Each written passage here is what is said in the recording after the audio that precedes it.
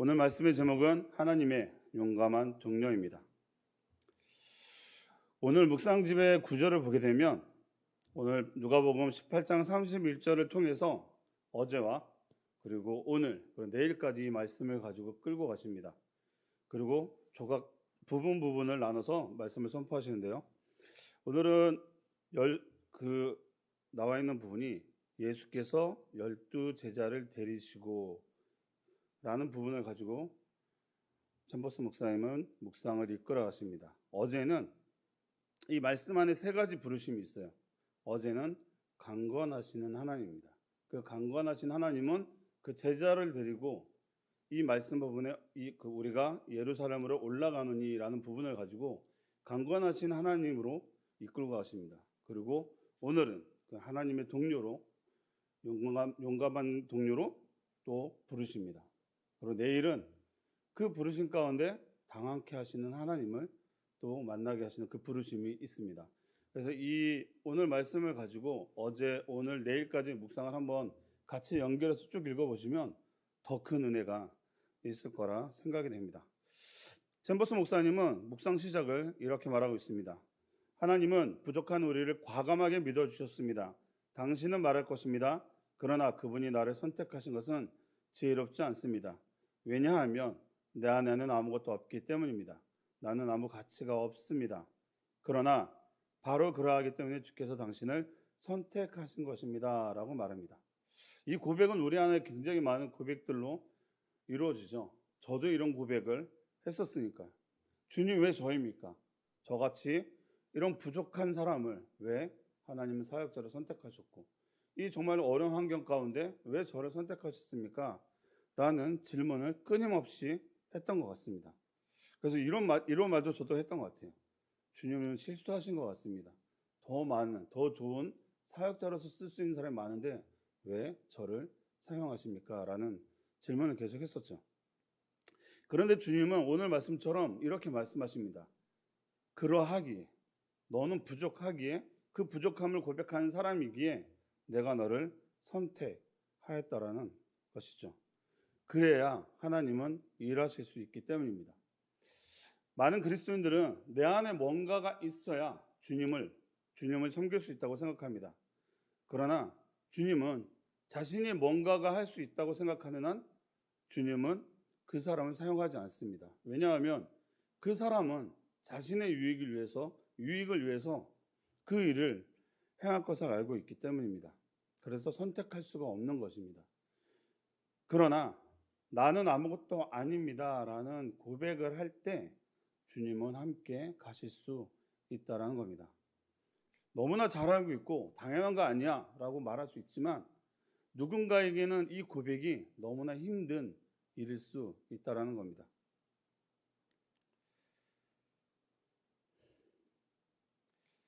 여러분, 내가 할 수 있는 것이 많은 사람들은 하나님을 잘 의지하지 않습니다.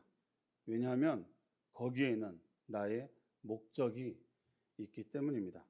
하나님 없이도 자신의 삶을 잘 이끌어갈 수 있다고 생각하고 자신이 도달하고 싶은 목적이 있기 때문입니다. 내 재능, 내 물질, 내 시간을 들여서 나의 유익한 삶을 살아갈 것이야 라는 생각을 하기 때문입니다. 그래서 챔버스 목사님이 이렇게 말하고 있습니다. 우리는 보통 누군가에게 재능이 많기 때문에 좋은 그리스도인이 될 것이라고 말합니다. 그러나 실제로 초점은 우리의 재능이 아니라 가난한 마음이며 우리가 무엇을 가지고 있는가가 아니라 하나님이 우리 안에 무엇을 넣으셨는가입니다. 곧 우리의 자연적 성품의 능력 및 지식, 경험이 아닙니다. 이러한 모든 것은 사실 하나님께서는 아무 쓸모가 없는 것입니다. 정말 쓰임받기 위해 갖춰야 할 유일한 것은 하나님의 위대한 강권하심에 사로잡혀서 주님의 동료가 되는 것입니다. 라고 말합니다. 구절이 너무나도 저희들에게 와닿는 말씀인 것 같습니다. 이 묵상은 두 가지를 말하고 있습니다. 우리가 무엇을 가졌는가, 그리고 하나님은 우리 안에 무엇을 부어주셨는가입니다. 우리는 보통 어떤 사람들을 향해 이렇게 말합니다. 저 사람은 재능이 많으니까 좋은 그리스도인이 될 거야. 저 사람은 똑똑하고 말도 잘하니까 좋은 그리스도인이 될 거야. 그리고 교회에서 많은 쓰임을 받을 거야 라고 말합니다. 하지만 그 기준은 사람의 기준이지 하나님의 기준이 아니라는 겁니다. 하나님은 그렇게 사람을 보시지 않습니다. 하나님이 관심을 가지시는 것은 그 사람의 재능이나 경험이 아니라 그 마음이 하나님 앞에 얼마나 가난한가입니다. 마태복음 5장 3절이죠. 우리가 잘 알고 있는 말씀. 심령이 가난한 자는 복이 있나니 천국이 그들의 것이며. 저는 사역자니까요. 저희 같은 사역자들은 사역의 현장을 나갈 때 면접을 봅니다. 이력서도 제출하고 그래서 자신이 얼마나 많은 재능을 가지고 있는지 얼마나 공부를 했는지 어필을 합니다. 그래야 다른 경쟁자에 비해 합격할 확률이 높기 때문입니다. 제가 이 말씀을 준비하면서 저희 동기들과 이렇게 통화를 하게 될 일이 있었는데 자신의 그 교회 사역자에 엄청난 스펙이 들어왔다는 거예요. 그래서 뭔데? 그랬더니 신전 내내 올 A 학점이었고 다루는 악기가 4가지나 되고 영어도 할 줄 알고 그리고 하물며 미국에 가서 유학도 하고 갔다라는 거예요. 근데 그 이력서를 딱 보고 목사님이 딱 이런 사람이 우리 사역자로 왔어 딱 하는데 그 주변에 있던 사역자들이 다 쭈그러들었다고 이게 뭐지 이 사람 도대체? 라는 생각을 갖게 되는 그 엄청난 스펙들 말이죠. 그런데 문제는 자신의 것이 많은 사역자는 그것을 어필해야 합니다. 그 어필하기 때문에 종종 교회에서 많은 문제를 만들어내기도 합니다. 그런데 전에 아는 목사님이 이런 말씀을 하셨습니다. 교회에 지원서를 넣었는데 자신이 면접을 본 사람 중에 나이가 제일 많았다라고 합니다. 그래서 이번엔 떨어졌구나 라는 생각을 했다라는 거예요. 그런데 자신에게 합격했다는 통지가 왔다라고 합니다. 그래서 담임 목사님을 찾아가서 합격을 했으면 교회를 갔겠죠. 담임 목사님을 찾아가서 왜 저를 붙이셨습니까? 더 젊은 사람들 같이 면접을 본 것 같은데 그랬더니 담임 목사님이 하시는 말씀이 당신이 써놓은 이력서의 한 줄 때문이었습니다 라고 말씀을 하시더래요. 그래서 그분이 뭐라고 썼냐면 저는 아무것도 아닙니다. 주를 위해 살 뿐입니다 라는 그 문구였다라고 합니다. 저에게는 굉장히 도전이 되는 얘기였습니다. 사실 저는 그렇게 말씀하지 못했거든요. 여러분, 하나님 앞에서 가난하다라고 하는 것은 자기의 뜻과 자기의 생각을 내려놓고 주님, 제가 가진 것은 아무것도 없습니다 라고 고백하는 사람을 말하는 겁니다. 왜냐하면 우리가 가진 지식, 재능, 경험은 하나님 앞에서 오히려 방해가 될 수도 있기 때문이죠. 하나님께서 원하시는 것은 우리의 능력이 아니라 그분의 능력 앞에 완전히 항복된 상태를 가지고 있는 사람인 것이죠. 그런 사람은 하나님은 자신의 동력자로 부르시고 하나님의 일에 함께하는 주의 동료로 함께 하신다는 겁니다. 그 동료가 저와 우리 새엄누리 공동체 여러분이 되기를 축복합니다. 그럼 두 번째로 하나님이 우리 안에 무엇을 넣으셨는가? 하나님은 우리에게 여러 가지를 주셨습니다. 하나님의 성품, 하나님의 공유적 속성 등. 그런데 제일 중요한 성령을 주셨습니다. 로마서 5장 5절에 보게 되면 소망이 우리를 부끄럽게 하지 아니함은 우리에게 주신 성령으로 말미암아 하나님의 사랑이 우리 마음에 부은 바 됨이니. 하나님은 구원받은 자들에게 성령을 보내셔서 인도하시고 깨닫게 하시고 변화시키십니다. 또한 성령은 우리 안에 하나님의 뜻을 알게 하시고 또 그리스도의 형상으로 빚어가십니다. 그 성령님은 성령의 열매를 맺게 하시고 우리 안에 이것이 가득하면 하나님의 자녀의 삶을 통해 그 사랑을 전하는 자로 살아간다라는 겁니다. 챔버스 목사님은 고린도전서 1장 26절에서 31절 말씀을 인용하시며 묵상을 이어나가고 있습니다. 이 말씀을 좀 봤으면 좋겠는데요. 고린도전서 1장 26절에서 31절 말씀입니다.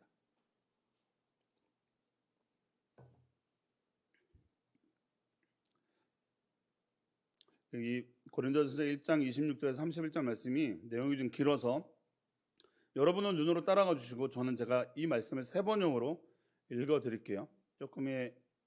그러면 조금 더 이해가 될 것 같습니다. 형제자매 여러분, 여러분이 부르심을 받을 때 그 처지가 어떠하였는지 생각하여 보십시오. 육신의 기준으로 보아서 지혜 있는 사람이 많지 않고 권력 있는 사람이 많지 않고 가문이 훌륭한 사람이 많지 않았습니다. 그런데 하나님께서는 지혜 있는 자를 부끄럽게 하시려고 세상의 어리석은 것을 택하셨으며 강한 것을 부끄럽게 하시려고 세상의 약한 것을 택하셨습니다. 하나님께서는 세상에서 비천한 것들과 멸시받는 것들을 택하셨으니 곧 잘났다고 하는 것들을 없애시려고 아무것도 아닌 것들을 택하셨습니다. 이리하여 아무도 하나님 앞에서는 자랑하지 못하게 하시려는 것입니다. 그러나 여러분은 하나님의 자녀로서 그리스도 예수 안에 있습니다. 그는 우리에게 하나님으로부터 오는 지혜가 되시며 의와 거룩함과 구원이 되셨습니다. 그것은 성경에 기록되어 있는 바 누구든지 자랑하려거든 주님을 자랑하라 한 대로 되게 하시려는 것입니다. 아멘. 말씀에서도 나와 있는 것처럼 세상이 사람을 대하는 기준은 가문이 좋은 사람, 학벌이 좋은 사람, 지혜 있는 사람이라고 말하지만 하나님의 기준의 동료는 오직 가난한 마음을 갖고 있는 사람이라는 것입니다. 여러분, 우리가 그리스도인이 된 것은 자신의 의를 높이기 위함이 아닙니다. 하나님을 위해서입니다. 우리가 모세를 많이 얘기하지만 모세가 애굽의 왕자로 있을 때는 그는 스스로 정말로 그것을 누리고 있는 어떤 잘난 사람으로서의 삶을 살았을 겁니다. 하지만 모세가 목동으로 40년을 산 다음에 하나님이 찾아와서 말할 때 이런 고백을 합니다. 이스라엘 백성을 건져내려는 명령에 나는 말을 못합니다. 보낼 만한 자가 아닙니다. 라고 고백합니다. 이때 하나님은 말씀하십니다. 내가 너와 함께 가리라. 사랑하는 성도 여러분, 하나님의 동역자는 능력이 아니라 가난한 심령과 하나님의 강권하심에 사로잡혀 있는 마음입니다. 여러분, 우리는 주님의 동료입니다. 그러므로 우리는 어떤 상황에서도 주님과 인격적인 관계를 유지해야 합니다. 이해되지 않는 상황 속에서도 주님과 인격적인 교제와 신뢰를 유지하는 것이 바로 믿음입니다. 그 믿음은 하나님께 붙들려 있으면 됩니다.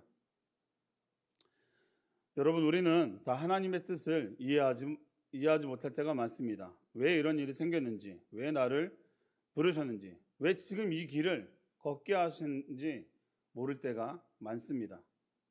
그러나 기억하십시오. 하나님은 우리에게 이해보다는 순종이 먼저라는 것을 말씀하십니다. 그리고 하나님에 대한 신뢰입니다. 하나님과의 관계가 끊어지면 모든 것이 무너집니다. 그러나 하나님을 향한 신뢰의 관계가 유지된다면 주님과 함께 걷는 그 길이 은혜의 길이 될 것입니다. 고린도전서 1장 31절에서 바울은 마지막으로 이렇게 말합니다. 사랑하는 자는 주 안에서 자랑할지니라. 하나님의 동료인 샘들의 공동체 여러분이 자랑하고 싶은 것은 무엇입니까? 그 자랑을 주 안에서 하십시오. 그리고 주님을 자랑하십시오. 그 자랑이 여러분의 공로가 아닌 주님의 은혜임을 고백하는 우리 성도님들 되시기를 축복합니다. 잼버스 목사님은 마지막 표현으로 이렇게 말하고 있습니다. 우리는 그 어떤 것이라도 하나님과의 관계를 파괴하는 것을 허용해서는 안 됩니다. 만일 이 관계가 손상되었으면 우리는 시간을 가지고 이 관계부터 바로 세워야 합니다. 기독교의 중심은 우리가 하는 일이 아니라 우리가 유지해야 하는 하나님과의 관계입니다. 이 관계에 의해 모든 주변 상황이 바뀝니다. 이것이 바로 하나님께서 우리에게 원하시는 전부입니다. 우리가 계속적으로 공격을 받아 손상되기 쉬운 것은 바로 하나님과의 관계입니다. 라고 말합니다. 관계, 정말 우리가 주일 말씀을 통해서도 새벽 말씀을 통해서 계속적으로 말하고 있는 게 관계를 얘기하고 있죠. 정말 수없이 들음에도 불구하고 이 관계를 갖고 온전한 관계를 갖고 지내는 게 너무나도 어렵습니다. 근데 그 어려움은 어디서 오느냐? 우리 안에 신뢰에서 오는 것이 아닌가라는 생각이 들더라고요. 자꾸 놓치는 그 무엇들, 하나님에 대한 어떤 그 신뢰가 떨어지게 되면 그 어떤 것에서 놓치게 될 때 그 관계가 계속 깨어진다는 겁니다. 그래서 오늘 챔버스 목사님이 그렇게 말하고 있습니다. 하나님과의 관계를 파괴하는 것을 허용하면 안 됩니다. 하나님과의 관계를 파괴하는 그 허용하는 것은 무엇일까요? 세상적인 관점으로 보면 바로 나 자신이 들어갈 수 있겠죠. 내가 갖고 있는 생각, 내가 갖고 있는 능력. 하지만 영적으로 본다라고 하면 저는 교만이 떠오르더라고요. 이 교만은 많은 것들을 해칩니다. 가정 안에서, 공동체 안에서, 직장에서. 근데 하나님은 그것을 깨트리지 않는 한 하나님 앞에 나갈 수 없다라는 것을 분명하게 말씀하고 있거든요. 그런데 나를 드러내려고 하는 그 모습은 우리 안에서 끊임없이 일어난다는 것이죠. 그래서 여러분, 우리가 예전에 책을 읽었었는데 저는 이 제목을 참 좋아합니다. 나는 죽고 예수로 사는 사람. 우리가 그렇게 살아야 합니다. 나는 죽고 예수로 사는 사람. 그 사람을 하나님은 우리를 동료로 선택해서 같이 가신다는 겁니다. 오늘 본문 말씀에서 예수님은 12제자를 데리고 예루살렘으로 올라가십니다. 예수님과 제자들은 종착지는 같았습니다.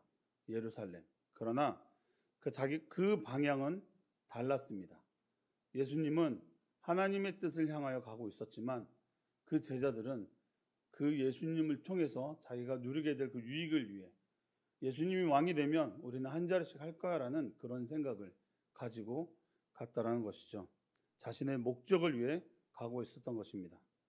예수님의 든든한 동료처럼 보였던 그 제자들은 예수님이 고난을 당하시고 십자가의 죽음을 당하실 때 주님을 외면하고 도망가는 동료로 변합니다. 그러나 부활하신 예수님을 만나고 성령을 받으니 그리스도를 전하는 일에 자신의 목숨까지도 버리는 가장 용감한 동료가 되었습니다. 말씀을 마무리하겠습니다. 나는 하나님의 동료입니까? 여러분 안에 하나님은 무엇을 넣으셨습니까? 여러분 자신을 자랑할 수 있는 재능입니까? 아니면 가난한 마음입니까? 하나님은 세상의 기준으로 여러분을 부르고 있지 않습니다. 하나님의 목적을 위해 함께 갈 수 있는 그 한 사람을 요청하고 있다는 겁니다. 요한복음 15장 16절 말씀에서 주님은 이렇게 말씀하십니다. 너희가 나를 택한 것이 아니고 내가 너희를 택하여 세웠나니. 여러분을 주님이 우리를 택하셨다는 겁니다. 바로 여러분이 하나님의 동료라는 것입니다. 사랑하는 성도 여러분, 우리에게도 하나님은 요청하십니다. 나의 동료가 되어주겠느냐? 아멘이죠. 우리 모두 예수 그리스도를 전하는 용감한 세움늘 공동체가 되기를 축복합니다. 아멘. 기도하겠습니다. 사랑의 하나님 감사합니다. 부족한 저희들을 하나님의 동료로 삼아주시니 감사합니다. 그 하나님의 인도하심에 순종하는 우리 공동체가 되기를 원합니다.